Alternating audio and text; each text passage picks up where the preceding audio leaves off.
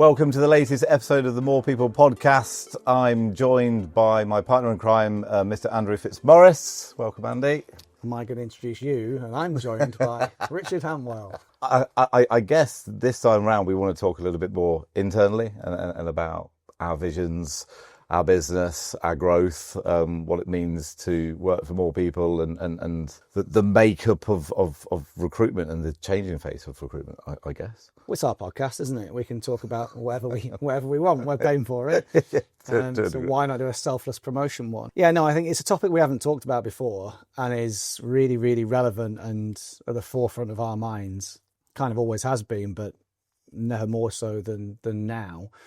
The growth of more people, what we look for in potential hires. Maybe in the short space of time we're talking, we can try and debunk some of the myths and explain more about what recruitment actually is or what we look for and what makes a good recruiter. I think we shared similar opinions on that fact, having recruited lots of people over the years. But our plan is to grow, and we can only grow if we bring in new heads. Very much so. Whether those heads are super green graduates or even not graduates, they don't have to be graduates, but they can be super green and new to recruitment, or maybe they've got experience in recruitment from elsewhere, or maybe, as has been the case with lots of hires in the past, they've come from within the industries that we serve. Yeah, very much so. I think if you look at the past history of successful people within the business, that they cover all of those different routes. I think we've had a lot of success of bringing people in that are totally green, that aren't graduates or are, but have come from all manner of different backgrounds. But they all have to have certain characteristics to fit, no matter what their background, their education, whatever it is. What stands out for you, I guess, is the core competencies or characteristics of people that are successful? I guess the list is long, but there are some that always end up at the top of the list when we're briefing people or we're interviewing and trying to tease those characteristics out. That's the hard part, isn't it, in an interview? Yeah. But I think curiosity has to be high on the list. Yeah. I think it's very hard to do this job and learn an industry or learn the needs of a client or a candidate without being inherently very curious. You know, almost like a 4-year-old kid who has to ask why all the time. You want that in you, just to keep asking, why is that? Why is that? Why do you think that? Why is that a problem, Mr. Client? How does that work? Tell me more, and just be curious about things that maybe haven't been on your radar before ever. Well, most of them won't have been on their radar. No. You know, when you're talking about the breeding of fresh produce and how that comes around and how many years it takes to get speciality breeds or the logistics of the whole shebang or what goes into it or the amazing amount of challenges that our clients face. But they have to be curious, but you also have to be open to failing, I guess, and as long as you learn, you know, mistakes can be made, but as long as lessons are learned. But you are going to fall over, you are going to make mistakes, you're not going to fill every single vacancy, you're not going to place every single candidate, but it's a networking piece, and it's that curiosity should enable you to create rapport and meet different people and spend a lot of time outside your comfort zone, right? Yeah, I think that failing, you know, first attempt in learning, and that resilience piece is always trotted out as being a key recruiter attribute, which leads into the second thing I think is really important, which is discipline. Yeah, we talk a lot about motivation, or people talk about motivation, they talk about drive, but I think discipline is as important, more important probably. Everyone can be motivated on a day they're motivated. Everyone's got a reason short term for some gain or goal that they've got, whether it's a wedding or a new baby or, you know, the new handbag or whatever they want. That's a short term goal. But the discipline piece, I think, is really important, because not all aspects of this job are completely fun. Lots are, and every day is fun that we have working here. But you do have days where you don't have the mojo, you don't have the motivation, but just turn up and do what's required anyway, in spite of it not all going your way or not being in the mood that day. I think that discipline is key. And if you can churn out the repetition of the disciplined quality habits day after day after day, and most days, like I say, you are keen to do them anyway, but on the days where you're not, the discipline piece to do what needs to be done, do sometimes the unpleasant, Sometimes you've got to ask the questions you might not like the answers to as well, Yeah, which yeah. is a discipline. Yeah. Because you don't want to burst your own bubble. Yeah, and that's where you learn a lot, and that's where you tease out lots of the problems in asking the questions that you're scared to know the answers to.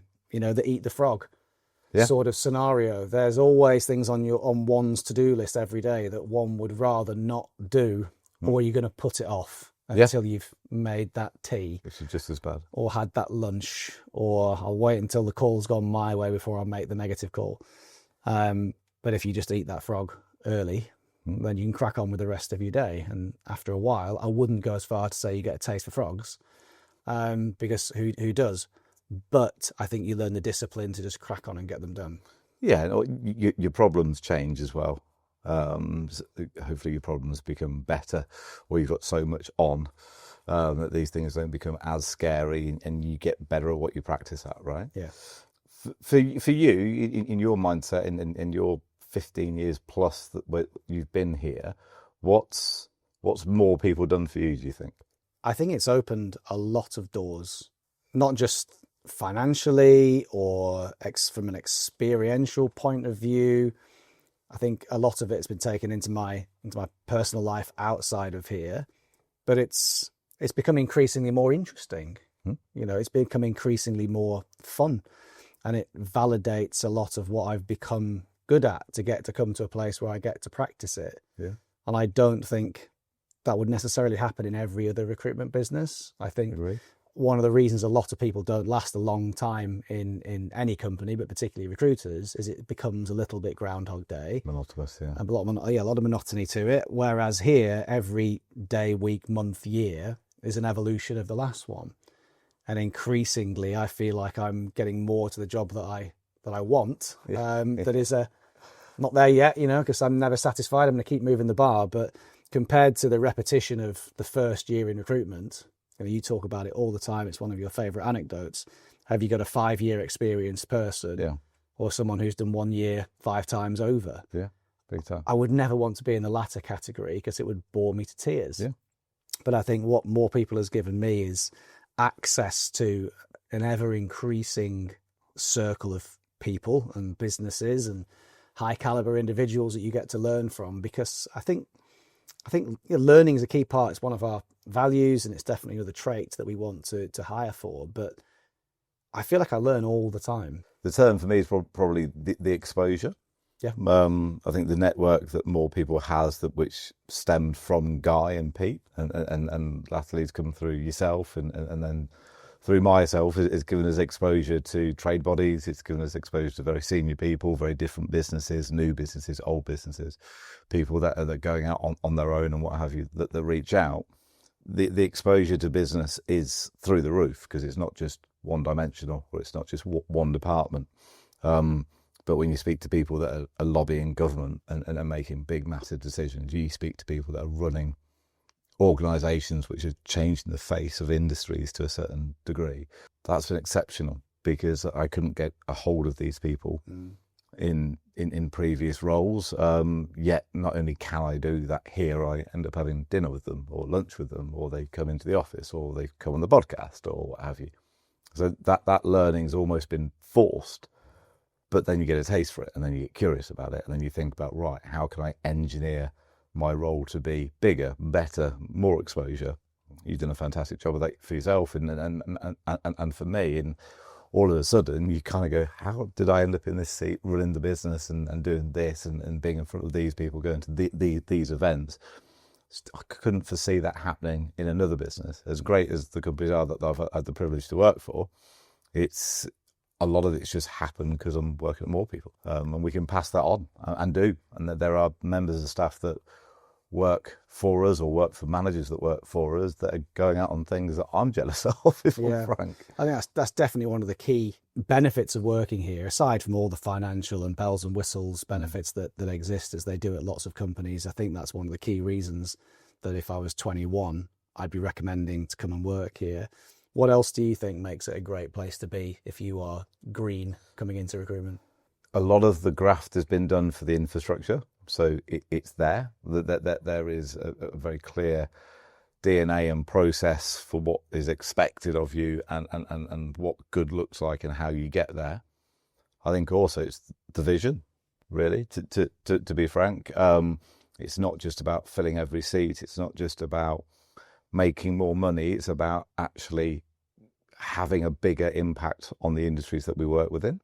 So the fact that we do spend a lot of money, supporting trade bodies, marketing, sponsoring, etc.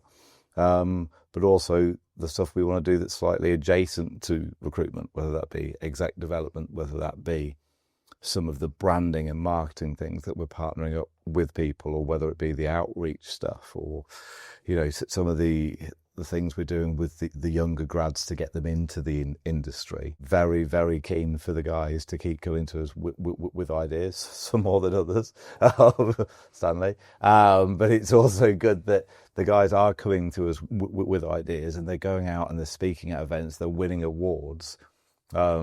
So some of the Q&A panels that I've listened to and seen people on is outstanding at very young ages. I'm jealous of it. Yeah, Frank, yeah. Jealous that they've got the abilities at such a young age to do, and I'd still be nervous. But how wicked is that we're helping guide and develop that, and that's the start, really, for me. I think how big a part can we play on all of the different industries, and they're good industries. I don't see an end. I don't see an end to our creativity, or an end to our success within that world. We've by no means completed it, but I can't think of many uber failings that we've had. And any bumps in the road we have had has just been learnings, and then we've gone again and done it better. Yeah, I think that sense of pride, which is what you're talking about there, is twofold. As you say, it's pride that we have in the development of others, yeah. And then our managers are developing people, so they get that sense of pride watching that happen, but also the sense of pride in being part of an industry.